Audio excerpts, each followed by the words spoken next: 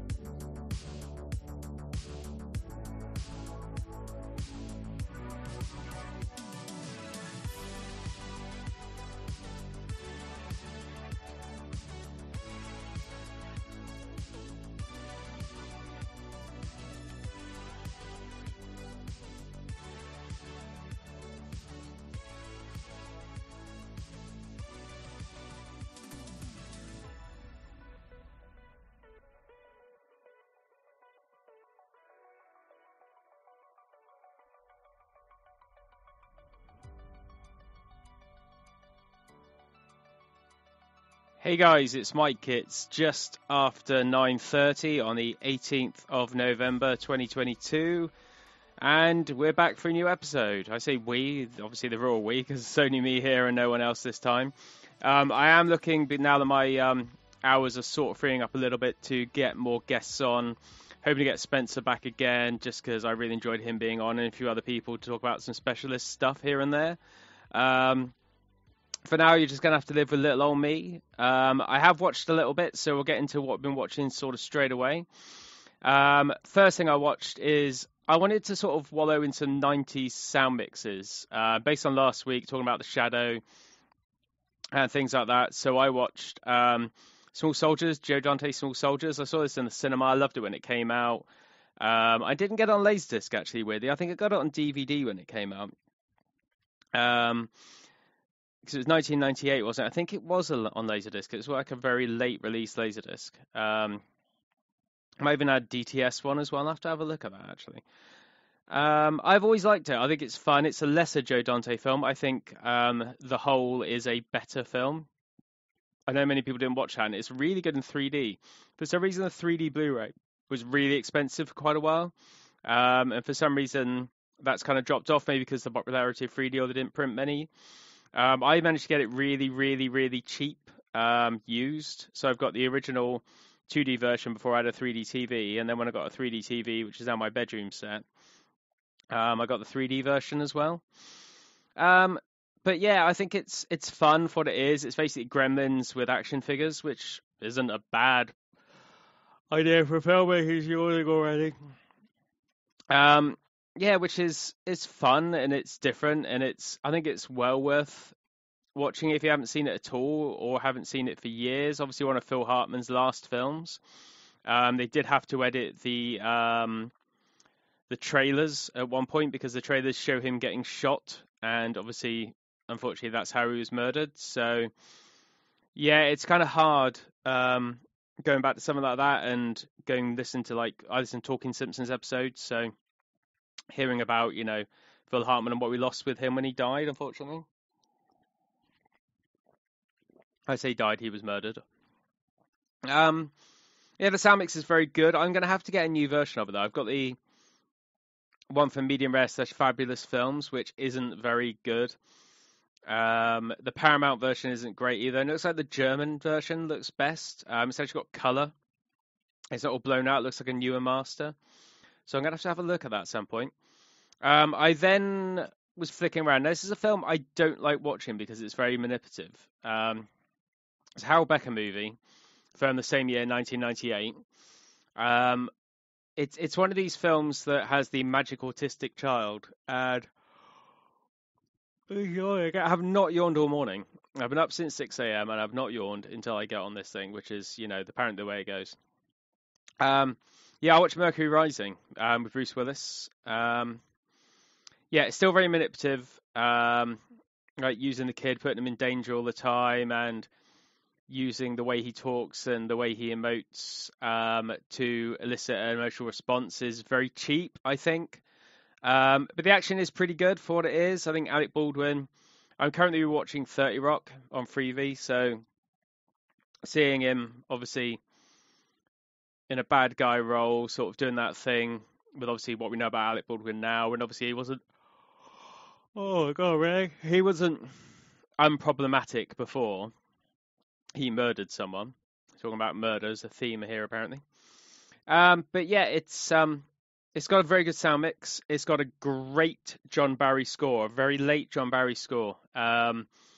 Obviously, sadly, John Barry no longer with us. It is fantastic. It does feel at times like a lost James Bond score, which is kind of interesting to hear. And it's a shame that, it's kind of gone forever, that people don't recognize it. I think people mostly think of John Barry for things like the Bond scores, but he was sometimes at his best where he wasn't doing a Bond score. Really? Yawning again. So yeah, so it's something like Dancer's Walls, I think, is one of his best scores because he does go outside of his box a little bit. And I think it's probably the most memorable thing about the movie, really. It's still decent, it's still fun, it's got its moments, it's certainly worth watching. I then watched Shang-Chi and the Legend of the Ten Rings. I hadn't seen this since I saw it in the cinema. I saw it in IMAX, and I think I also saw it on a normal scope screen. And I loved it. It was fully embiggened for IMAX, 1.90 to 1 the whole film. I think it uses the IMAX, the expanded ratio better because some of the CG, especially at the end with the dragons and all this other stuff, it does take up a lot of screen real estate, and it did help. I still like it. I still think it's one of my favourites of Phase 4. I like that. I like Black Widow.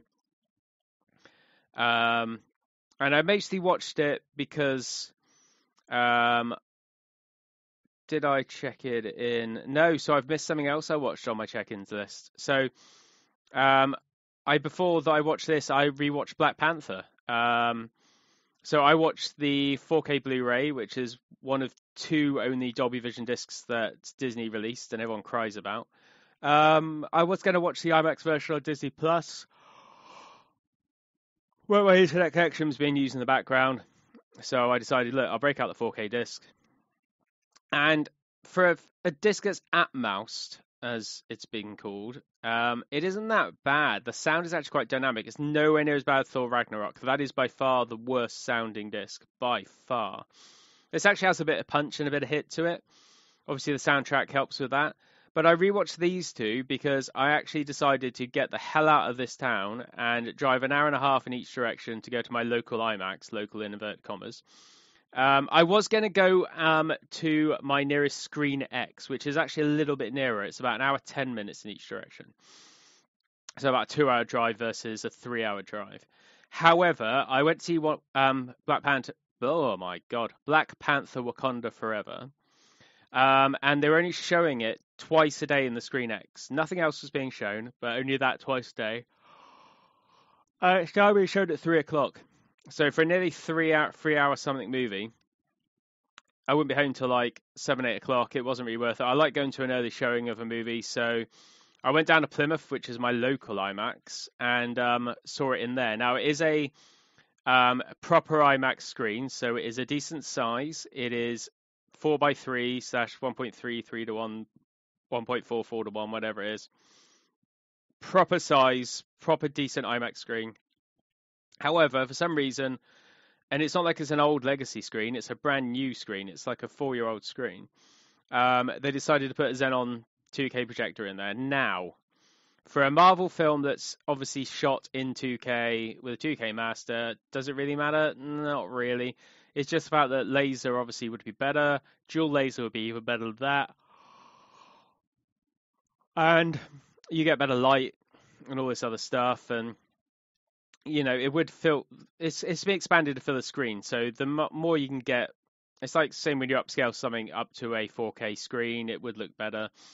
However, I don't think it's all that bad. Now, I don't recall, I was thinking about this morning, seeing anything in 3D in that screen. I don't think I have.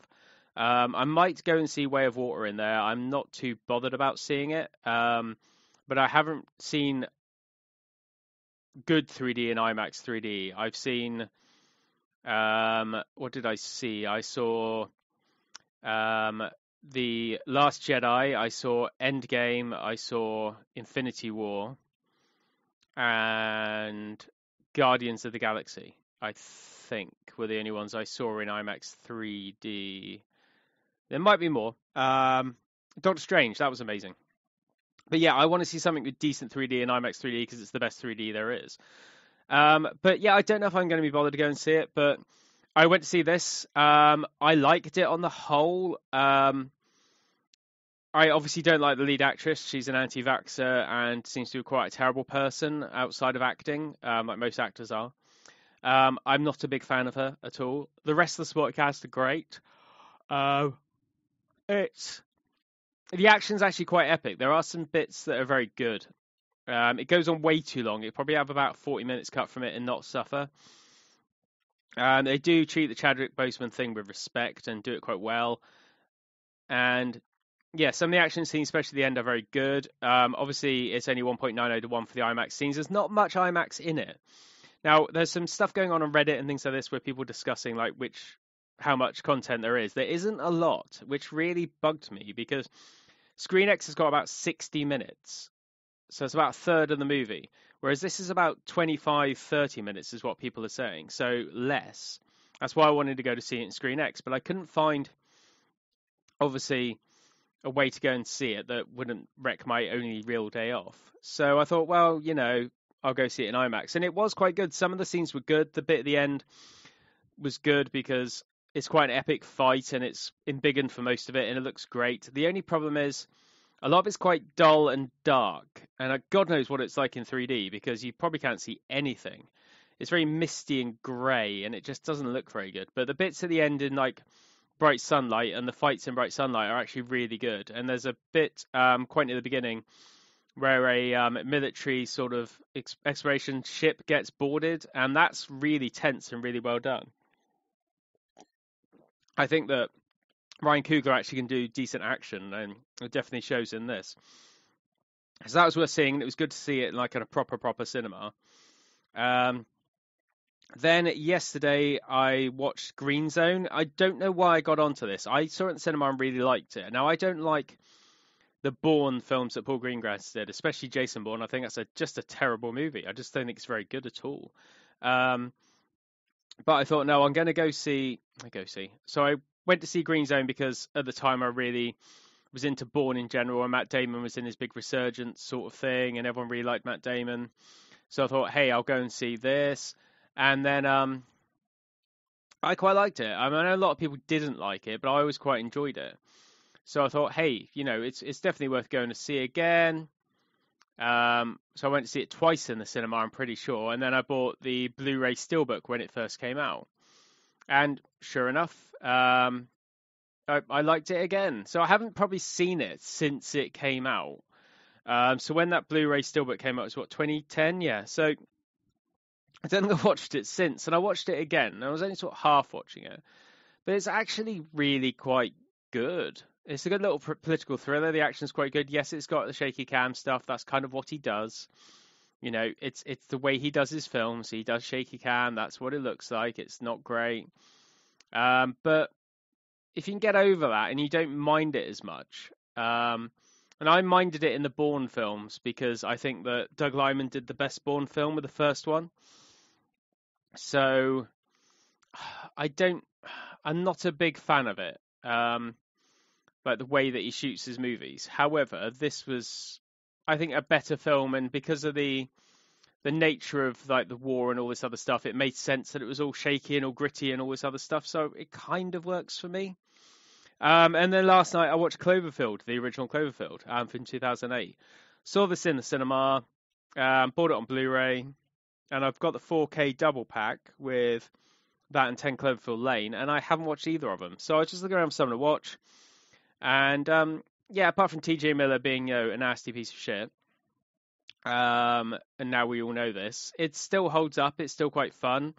Obviously, Matt Reeves has gone on to do much bigger and better things and become Matt Reeves, which is, from going on to like Planet of the Apes and Batman, all this other stuff. It's kind of cool, and it's a shame that it hasn't it hasn't gone where we thought it was going to go. Like, Ted Cloverfield Lane was great. Don't get me wrong, it's a fantastic movie. But obviously the Cloverfield paradox or whatever it was, and I still think it should have been that they should have made Life a Cloverfield movie. I think that was a better idea because it would fit into the idea of something like that. Or, Life was also to be like a Venom movie. Like the thing they find in there was the symbiote, which even makes more sense. But they made their choices and they killed their franchise, even though they're still talking about doing an actual sequel to the original Cloverfield, which would be stupid. Matt Reeves would be crazy to come back. He's got Batman. He doesn't need to do anything else for the rest of his life. He can do that and all his Batman TV shows and all the other things that he's doing. I'll get on to some pickups and some bits and bobs that have come through. So I've had this ongoing thing with Amazon Italy where I order stuff, it comes through bent or broken. The Batman steelbook had 3 equidistant dots stamped in it, which was annoying. Then I had Godzilla come, the 2014 Godzilla, Gareth Edwards or Gareth Evans, which I can always get those two confused. That was basically obliterated. It was like someone had kicked the steelbook down the stairs. It was very cheap, but not the point. So I'm a little bit annoyed about this. My June steelbook came through completely fine, weirdly. And I got my Eagle Pictures version of Highlander came yesterday. And it was bent in half, literally. Luckily, the discs are fine. So I went on with Google Translate in Italian and complained in Italian to them. It took about a day. And they agreed to refund my last 4 or 5 orders, I think it was, completely. So I keep the discs and they give me a refund. Now, they accidentally refunded me for Open Range, which was fine, but I don't really care. I'll take the refund. However, they screwed up the steelbook. So, I mean, I've already got the collector's edition. I only really wanted the disc, but I wanted the steelbook as well, and it's good I got it for free. I've basically taken the disc completely out of the steelbook and put it in the collector's edition from Studio Canal. So I've got the Eagle 4K and the other 4K in there to compare. Having a quick look, it doesn't look like they've beaten Fidelity and Motion this time. I think Fidelity and Motion are going to always do the better encode, and it does look better. But it's still kind of cool to have because I've got now these 2 versions, and if there are any differences that come up later on, at least I've got them, and I got it for free. A bit of a stupid way of going about it, but hey, here we go. A couple of editions I got digitally. Now, I'm not a big digital person. If there's a sale on and it's really, really cheap, I will pick some stuff up. Because there's some stuff that is only available, in 4K or, a certain version via streaming or buying digitally. So I don't really do it that often, but I do it every now and again. And normally when it's only a sale. So I've got alerts set up on Hot UK Deals, so they give me like an alert when something goes cheap, or there's a guy who posts on there who does like the iTunes sales and things like that, so I can watch it through my Fire TV 4K. So yeah, I'll touch on it a little bit. It's home video in a way. I picked up Army of Darkness and City of Lost Children. I think they're $1.99 each. I was hoping that both of them get upgraded to 4K because there are 4K masters of both of them now, but they are released through different people, different distributors in the US. So American Psycho. I'm not a big fan of Christian Bale anymore. Really do not like the guy. I loved American Psycho, and this was, I think, $2.99. So if I want to watch it, I can watch that. I've got the Blu-ray. I never sprung out on the 4K. It's something I'd buy in a 2 for $30 or a 3 for $30 or like a really big deal. So just to have it if I want to watch it is good.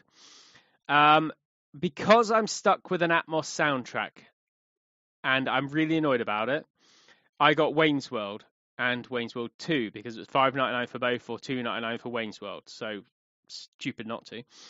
I've already got the Blu-rays. So Wayne's World 2 basically looks like the Wayne's World 2 Blu-ray, but Wayne's World is now Dolby Vision, Dolby Atmos 4K. Now, that's fine. The disc would be better, obviously, because it would look better. Paramount, you never can tell, but it would look better in theory. So I picked those up mainly because I've got no choice of an Atmos soundtrack. If it was an original soundtrack on the disc, I would obviously go for the disc, but I'm not paying them stupid amounts of money for something that I don't want to hear. Interesting notes on the soundtrack. It's kind of come up that the No Stairway, the first couple of notes he plays on the guitar, the chords he plays on the guitar, are now back from the original theatrical version, which is fantastic. It's never been seen before, apart from, when you saw it originally in the cinema. So fantastic, great. But Dreamweaver's changed, and people are trying to figure out whether it was changed after the cinema like No Stairway was, which is kind of what people are thinking now, or if it was changed since. So I'll touch on it a little bit later, but I now have a way of checking the original VHS version and capturing it as well. So I'm going to have a look at that later on and see if there's any differences with that, because I can't remember the VHS. I watched that VHS, I ran it into the ground, so hopefully it still works. But yeah, it's kind of neat to go back to these, and they do look very good. The first one's a very good remaster. Looking at the sales as well, I have a big fandom, and I saw them in the cinema. I saw all of these films in the cinema with you. For Along Came the Spider and Kiss the Girls, which are the Morgan Freeman starring Alex Cross movies. I know they redid it with Tyler Perry, and it's not great. But this is genuinely good. Especially Kiss the Girls. I think Along Came the Spider, which is a prequel, isn't as good, really. Kiss Girls is great. Mainly because they're both $1.99 and Kiss Girls is 4K on there. So I wanted to watch it again the other week anyway, so I thought, well, why the hell wouldn't I? It's not going to hurt, is it? I could just whack it on there and it'll just be fun to watch and just see what happens. So, yeah, I picked those up because they were stupid cheap more than anything else. I still wait for my Robin Hood to come. Hopefully that'll dispatch pretty soon. The Arrow release. I'm going to stop spending on stuff now because, to be honest, I've spent way too much, and there's only so much money in the world, isn't there? But yeah, it's interesting to see, people rise up to the fact that Paramount are absolutely garbage terrible, and they always have been. People always single out Universal. Paramount was just as bad, if not worse. So people thinking that, this is a new thing for them or whatever else. They've always been bad, unfortunately. In fact, sometimes they've been worse. So people thinking that this is a new thing or, whatever else, no, they've always been garbage. So them screwing up things like Plane, Trains and Automobiles, which doesn't look that egregious in my view. I've only seen the stills and things. I'm not saying it's good, don't get me wrong, it's not good, but it doesn't look as bad as some of their other previously terrible things. So that's something, at least. It's still shit. But then, they've got issues with a million other discs, and it's getting really, really stupid now. How they're getting into, just why can't you release a good version of something? Why can't it just be good? Why can't you spend your time finding a good master and doing really good stuff with it? So getting into the news, we've got a little bits here and there. Final Cut Entertainment are releasing Body of Evidence, the Madonna getting her boobs out movie, which is pretty much all it is because it's not very good. But it has got some stuff with Kid Newman on there, which is kind of fun, and some wax stripping nonsense. It's the full uncut version of the film, which I think has been fully uncut in the UK for pretty much ever, to be honest. I don't remember it being cut in the UK. I always thought it was uncut here and cut in the US because obviously the UK hates violence, the Americans hate sex. So I think that's it. Because there was an unrated and an R-rated version, obviously. So there are always little differences and things. But it'd be good to see an HD master of something. I mean, it's not a good film, don't get me wrong, but it's good to see, new versions of things. 101 Films is releasing a standard version of Ghostwatch on the 12th of December. If I was to pick up Ghostwatch, and I watched it when it's first on, I'd get this version. There's no way I'd get a collector's edition of something that was done in standard definition, as a silly little thing on BBC One. It scared the shit out of me as a kid, though, I'm not going to lie. We have 20th Century Studios releasing the Banshees of Inisherin. Currently in my top 5 films of the year. Might be my favourite film of the year. They actually have some decent special features. They've got a making of, deleted scenes, no commentary, which is a shame. Obviously, this will go straight on Disney Plus in the UK. It's coming out on December 20th, and yeah, I'll pick it up because I really liked it. It's a shame it hasn't got a 4K released announced straight away, because I'd definitely buy that. Talking of Paramount, they're releasing Big Night, rather, a Stanley Tucci movie, which is pretty damn fantastic, and more people should see this if they haven't. It's just a shame, I think, that it's going to get to the point where you don't know what's going to happen with with Paramount, because chances are it's going to be pretty shit. It could be a very, very old, crappy master, and then God knows, to be honest, it's just probably going to be crap. Imprint have announced their new releases for February. So we have The Mountain with Spencer Tracy and Robert Wagner, a film I remember seeing but don't remember much about.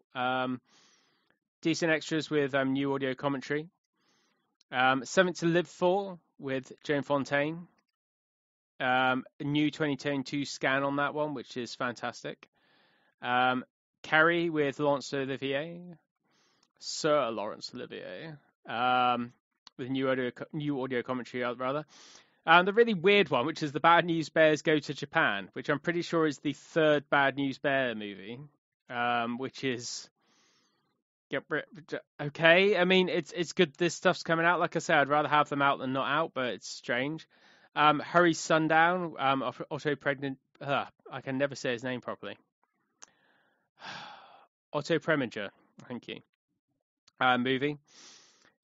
Resurrection, which is a film I've never heard of. It's Ellen Burstyn movie, but it doesn't ring a bell for me at all. It might be something that I used to watch, like really, really, really weird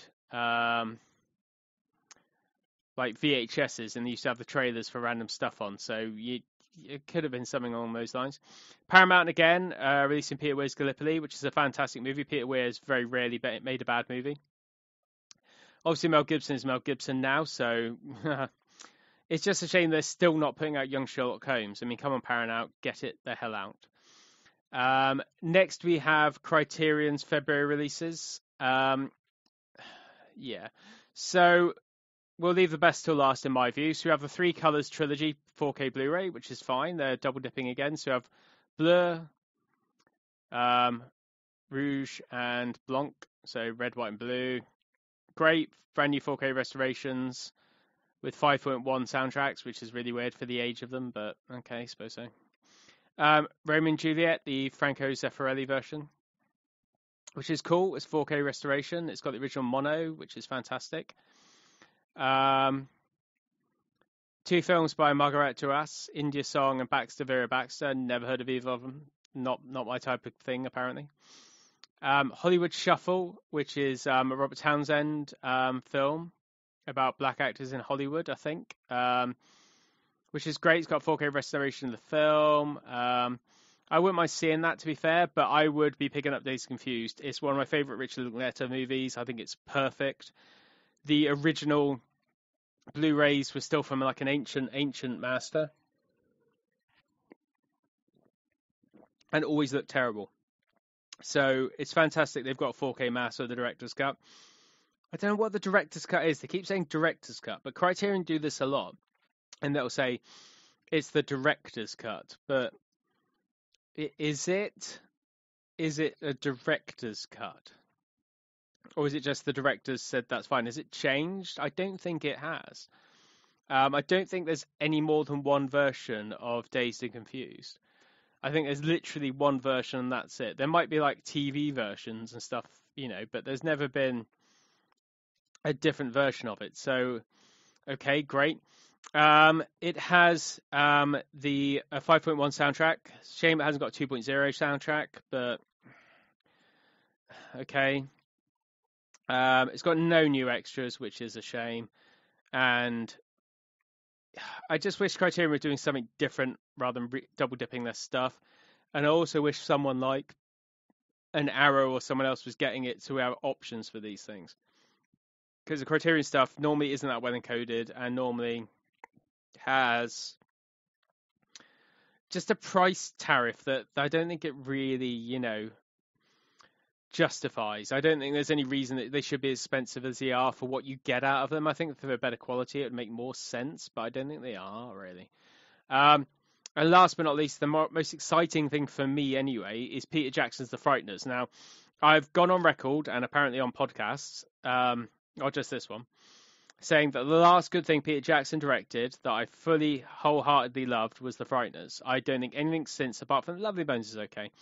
But I don't think he's any good anymore. I think he's lost his edge. I think he just hasn't got it, and this has got a little bit of that left. So, Turbine in the US, and I've been trying to order it all morning, and it won't let me because their site's down. I don't know whether it's crashed because they're so busy or something else, but it wouldn't let me on to be able to buy it, which is frustrating as hell.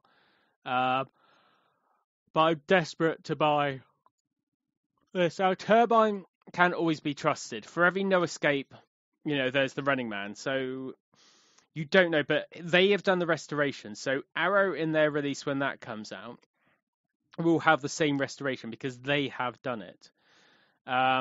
It's restored from the original 35 negative in 4K resolution. Unfortunately, it's in consultation with Peter Jackson. Peter Jackson is a fucking idiot because if you've seen Get Back or They Won't Grow Old or whatever else he's done recently, it's all DNR. There's no grain. It's overly smooth. It looks shocking. Either he needs glasses or he needs a bag to the head or something because he's ruined so many things. Get Back would have been stunning if it was left alone.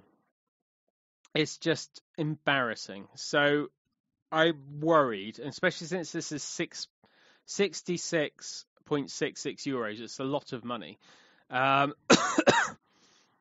It's out on December 2nd, which is quite close.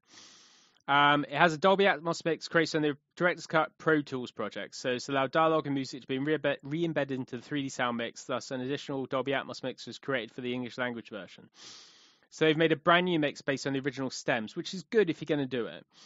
However, I don't give a shit about that, but it has got a 5.1 track, which is great because it was a great track, and a 2.0 track, which is also great. Happy about that.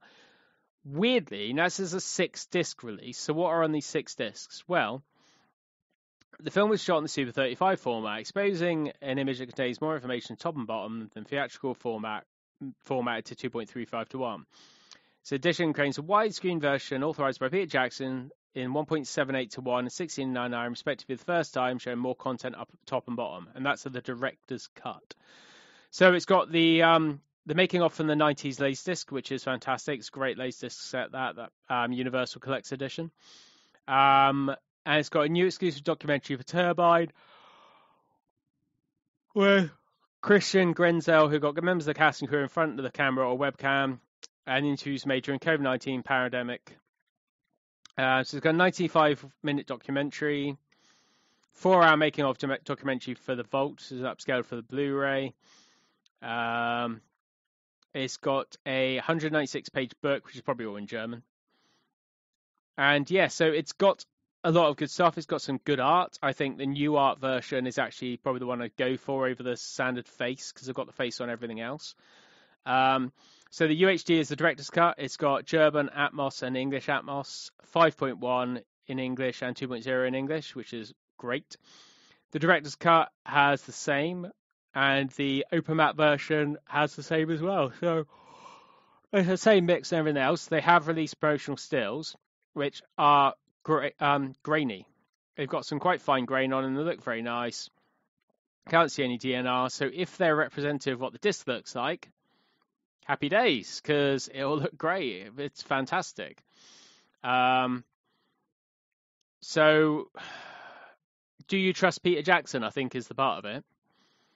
But no, I don't trust Peter Jackson. I think he's full of shit, and I think that this should be a worry for people, because I don't think that he's able to do something I can trust him with, if you know what I mean. I'd like to be able to trust it, but thing is, if they've done the restoration, it's under Peter Jackson's what do we call it? Under Peter Jackson's what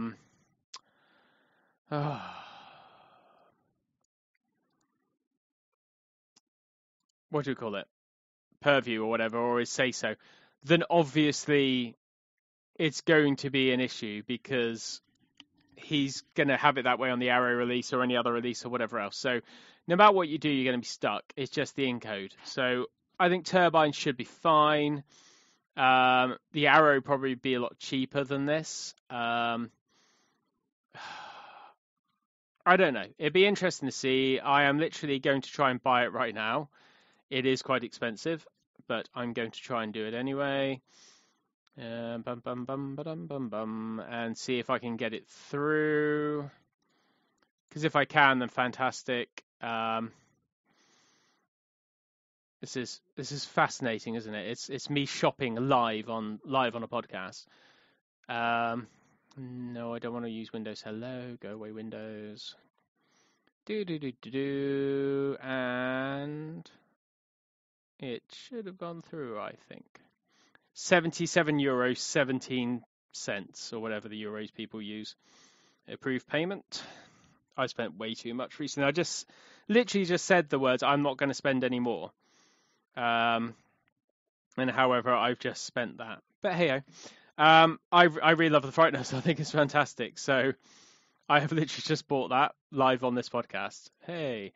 Yeah, I'm quite excited for that. Quite happy about it. I think it's great.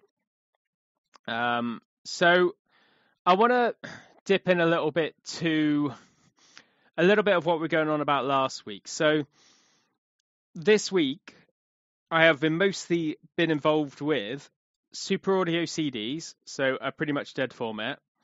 Vinyl. I bought Madonna's Something to Remember, which is a compilation done in the 90s of her ballads, mainly because I want Rain. I think Rain is a really underrated, really good Madonna song, really well produced. And it's on Erotica, which for some reason is really expensive on vinyl and on everything else. So I realized it's on this, and it's got some really, really good tracks on it as well. It's got obviously the title track, Something to Remember, which is from For Honors, I think it was called.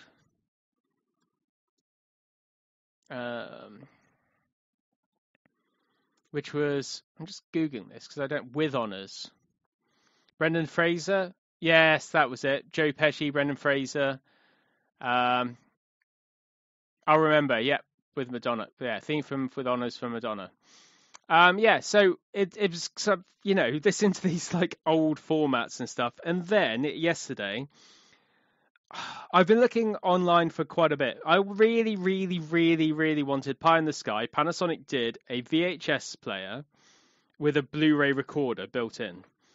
That thing is hideously expensive. No matter what you try, if you can find one that works, that's great, but it's going to be stupidly, stupidly, stupidly expensive. It's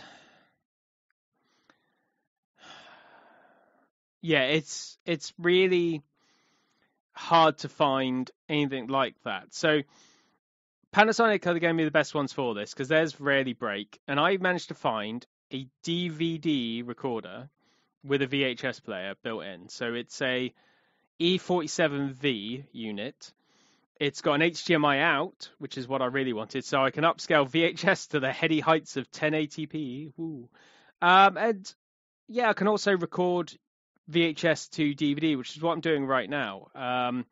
As we speak, I got in the charity shop. I've never seen the case before. It was more the case that attracted me than anything. The clamshell case is really weird. I got the Beatles Magical Mystery Tour, which I'm currently recording to a DVD-R right now.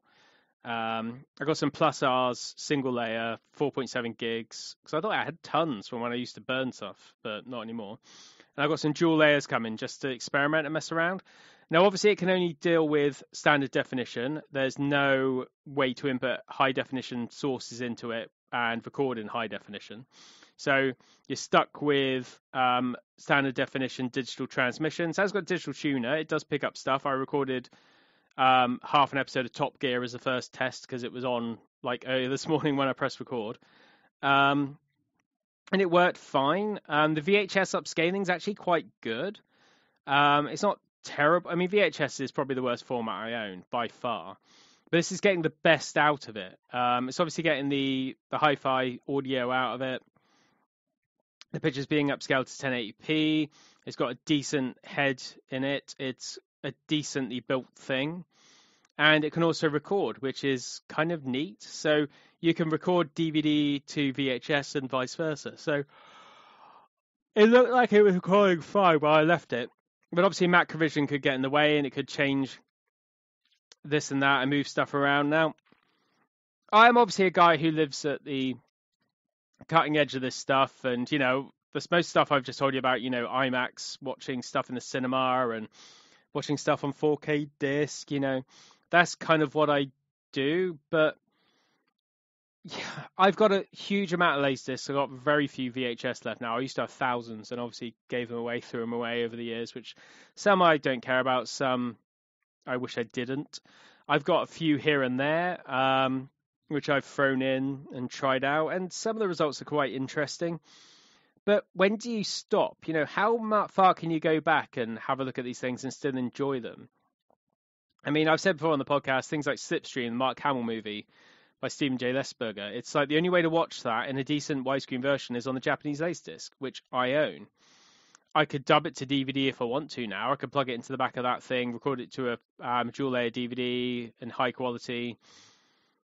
I could rip it to, you know, the PC. I could crop it, upscale it, AI upscale on it, all that other stuff. But how far are you moving away from this stuff? I mean, a lot of these fan restorations are fine, and I do like quite a lot of them, but I'm more about preservation than restoration because, like Beatles Get Back and all this other stuff, it doesn't always end up for the best. Some of it ends up really, really, really, really bad. And where do you draw the line? Because preservation's fine. Getting something like scanning a film print and doing a little bit of cleanup to get rid of scratches and pops and cracks and all that other stuff, that's fine. That makes sense. But getting a VHS tape of something, unless there's something special on that exact version, which is the reason I'm recording that Magical Mystery Tour, just because of out of interest. You know, I haven't actually watched it before I had a look at putting it in that machine. That's the first time I played it because I didn't have a VHS player. But just put it on and recording it, and I'll whack it in my Panasonic 4K player, which will upscale it to 4K as well. Just see what it looks like and what it sounds like, because it's got a remastered soundtrack by George Martin from the original Elements. And, you know, is there a better source of that out there? Is this the only source? Was it VHS only? So it's kind of cool to have these things that you can watch when you want to watch. You know, if I want to, if there's something that's standard definition only that's showing on TV in the UK, and there's no HD version of it anywhere, there's no anything like this, I can record it now onto a disc. And as archaic as that sounds, I am about home media formats, you know. I can remember when I first got a TV tuner for my PC, I didn't have a good aerial connection in my bedroom. So it was really fuzzy, really terrible. It looked like crap. But I recorded, I think, 10 minutes of the quiz show Countdown onto a DVD, burnt it, finalized it, and put it into a DVD player, and was like trying to impress people. Like, hey, look, Countdown on DVD. That's amazing. And I did it with this as well. Like, I put that Top Gear on, I recorded it, and I know this works. You know, I could do it on my backup laptop that's got a Blu-ray recorder. My current one doesn't have any drives at all, physical moving drives. You know, most of it is solid state now. So I did get a kick out of doing that. An SD version of Top Gear that for some reason recorded in a weird aspect ratio and went a bit weird. It worked though. You know, I put it, once I finalized it, I forgot about that step, took it out the disk drive, put it in the Panasonic 4K player, and it went, no, what's this? Went back, put it in, it says, do you want to finalize it? I'm like, oh, yes, please. And it's always over ambitious. So it'd take up to 4 minutes and it took about 30 seconds. Same with formatting the disc. It says take up to 2 minutes and it takes about 4 seconds. I'm like, okay, calm down. But yeah, it's kind of neat to see these things. So when I finish this podcast and get Magical Mystery Tour out and shove it in the player, what will it look like? Will it look sound good? Is it respectable? It's not as good as Laserdisc, but you know, that was the whole reason I went into Laserdisc. At the time, widescreen VHS was good enough on my 28-inch Sony Bravia TV. No, it'd be a Vega. No, what was it back then? God, was it a Vega? I think it was a Sony Vega. No, it's just a Trinton. It's a Sony Trinton wide, Sony Super Trinton wide, 28-inch. That was my TV back in the day. Had my Laserdisc player and my Sony VHS player hooked up to it. Widescreen Laserdisc was great. Obviously, widescreen VHS was good enough. And there were a lot of stuff I did watch on widescreen and VHS back then. It was fine. I mean, the monitor I'm looking at right now, my new recent Facebook Marketplace deal, is a Samsung 20-inch monitor, which the guy advertises 1080p, but it's actually 4K with HDR, so more for him. But this was my main TV that I watched all the time when I lived with my parents when I was at school. You know, it was a 28-inch widescreen. That was big enough. That was epic enough. Watching Laserdiscs on that, you know, with my surround sound, my Dolby Pro Logic surround sound, and later my Dolby Digital surround sound, it was fantastic. Now I've got a 55-inch Sony 4K in my bedroom because it was my old living room TV, and now I've got my Panasonic 55-inch OLED in the living room. You know, it's gone. We obviously upgrade and we move and we change these things around, but what is the line you draw? You know, where you think, I can't go back to that. You know, I whacked on, what have I put on that thing? I put on Juice, the Ernest Dickinson film, which I really love, and it looks okay, actually. It looks pretty good. I've got a few other VHSs I'm going to have to go through and have a look and a play with to see if, you know, they are going to, like, show me anything miraculous. I put on Star Wars. Yes, that's it, Star Wars. Not A New Hope, Star Wars. I got it right for the first time. Which is a widescreen release of the, I suppose it would have been the Faces Laserdisc, that sort of era master. It was THX, it was widescreen, and for some reason, my widescreen version, I don't know if it's the same for everyone else, had the subtitles missing off for the alien languages, like Greedo and Han. And watching it, and no one believed me about this, so like, no, you zoomed them off or whatever else, but no, I put it back on just then. Sure enough, they're not there. So, you know, that's kind of a neat oddity. You know, I can cap that and put it on a DVD and say, hey, look, this is worth archiving maybe. This is the one version of Star Wars that hasn't got this on for some weird reason, whether it's a glitch or whether it was an error or whatever it was. I mean, who knows? It could have been anything, to be honest. It's really strange. But I like that about it. I like the fact that I can go back and look at these things. I'm getting weirdly excited by it, you know. Putting in when I got it, I wasn't sure because it said a quote-unquote error on the main screen. I'm like, oh, God, it doesn't work. There's someone who moved it into, their daughter bought a flat, I think it's on eBay, and they found it in there and had the remote and everything else, and it was clean and tidy, and I'm like, okay, fair enough, I'll give it a try. Normally, these tend to go up to a couple of £100 easy, sometimes more than that. So I was surprised when I got it for like under 30 delivered. It was actually a really good deal. And I thought, well, when it turns up, it won't work, or the HDMI will be broken, or something will be screwed up with it, and something that won't work properly. Oh, no, it works. Like, everything about it works. I mean, they did say in there, we tested with VHS, it worked, tested DVD, it played. We haven't tested recording. So, well, maybe it doesn't record. No, it records. You say, it recorded that episode of Top Gear. It's now recording Magical Mystery Tour. So, in theory, it should work. So, what I'm going to do is when these dual layer discs turn up later, I'm going to whack Star Wars in there. Or I've got 12 Monkeys, collector's edition with red plastic VHSs of 12 Monkeys that's in widescreen and get something like a decent, quote-unquote, quality. I've got to find out what the decent quality discs tapes were.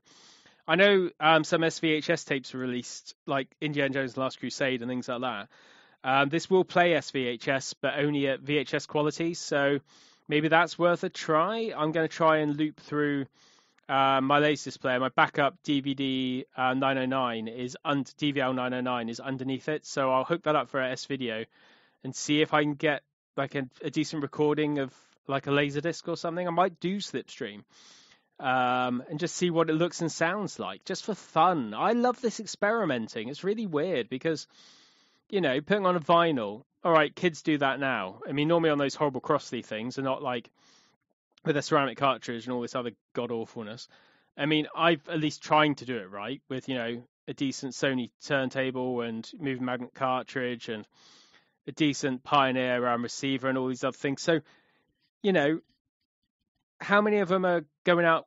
They buy these cassettes of stuff. I got a brand new cassette of a new album the other week, and I can listen to it on my Pioneer Dolby SHX Pro cassette deck because I want the good stuff. I want to go back and relive my childhood and my youth. Maybe it is the fact that I'm over 40 now and I want to look back on this stuff and think, oh wow, yeah, no, I've got that album now on vinyl, and I've got the CD, and I've got the cassette, and I ripped the cassette through the SACD player to my mini disc. I can listen to it on all formats. It's really sad, but I get really excited by this stuff because it is about the home media. It is about the fetishistic thing of owning something and holding something in your hands. Why is that? Why are we like this? I mean, it's one of those weird things. It's something I want to discuss with someone like Spencer again, if I can get him back on the podcast, and just say about, why do we do this to ourselves? Why do we go looking for these things? Why do I sit there, look on eBay for film stock or for DVD and VHS players? I mean, I still want that Blu-ray one these days because that's fantastic. It's a Blu-ray recorder with a VHS built in. That's nuts, but it's fantastic. The fact that someone made it, and someone like Panasonic made it and made it well as well, that's fantastically fun. So that's what I want to do. I want to look at these things and find out why we do this. Why do we do these stupid things to ourselves? Why do we spend all this money and all this time and all this effort on stuff that's probably going to break or go wrong? I mean, I was reading through boxes and things of cables the other day, looking for S-video cables. I haven't looked for one of those in a long time. There's not much call for them in this house. It's all HDMI now. HDMI or DisplayPort, it's not really the done thing to have it. But I've got all that stuff because I don't throw shit out. I've got these things sitting around. If I wanted to go back and test, like I did, I got the police, Rebus Police, Everything She Does Is Magic or whatever it's called, on SACD, but I've also got my DTS CD version, so I can get that out and listen to it and compare it because I don't throw shit away. It's crazy how we keep going back. I think it is a thing for lost youth or whatever else, these things you coveted as a kid, because I can remember my mum mentioning, and it's her fault, about Laserdisc, because oh yeah, so-and-so have got a Laserdisc player, they've got 9.5 weeks on it, and this was in the 80s, and I'm like, what's that? That sounds amazing, futuristic, what? And then figuring out, oh right, okay, that's what that is, and then in the 90s getting my own Laserdisc player, and then going from there. It's really weird how we look back to these things as kids, and my friend who's a lot younger, close to half my age, she went and got one of those horrible Crosley turntables in a suitcase because her dad used to listen to vinyl when she was a kid, and she wanted to recreate that. And then she got the Baby Driver soundtrack and all these other things, and it's hey, that's kind of cute. I like that. I like that people can look back on these things as heartwarming memories or something that they remember fondly, because they should do, to be honest. If I want to watch something on DVD, I could watch it on that player. I'd probably put it in the Panasonic and upscale it to 4K, but I could watch it in that and outputs over HDMI. It's an okay enough DVD player. It's still a Panasonic, but also I can grab a VHS from a charity shop or from a car boot sale and whack it in as well and have a look at that. It's fascinating, isn't it, how we just keep going back to these things. But yeah, so let me know in the comments, let me know, on Patreon or whatever else, and just say, how far do you go back? How far would you dare go back and watch a movie? I mean, I don't like watching movies that are pan-scanned anyway, so I'm not going to go watch my version of A View to a Kill that I've got on a brand new VHS I opened for this player and watch it because it's pan and scanned, for one, and for two, I've got the DVD of it, and I've got the Blu-ray of it. So why would I not just watch the Blu-ray? Nostalgia, that only takes you so far. So how far can you go back? Slipstream's the only way to watch it, so that's the why I watch it on there. However, is that always going to be the way that I'd watch it? Or is there going to be a new version? Or is there a different way? You know, if it's only one film I'm keeping this stuff around for, does that make any sense? Probably not. It's interesting. But it's also kind of funny in a way because, well, where do we go from here? Because all this stuff's going away. Finding, like I say, working one of these things is quite difficult. So I kind of lucked out and ended up with it.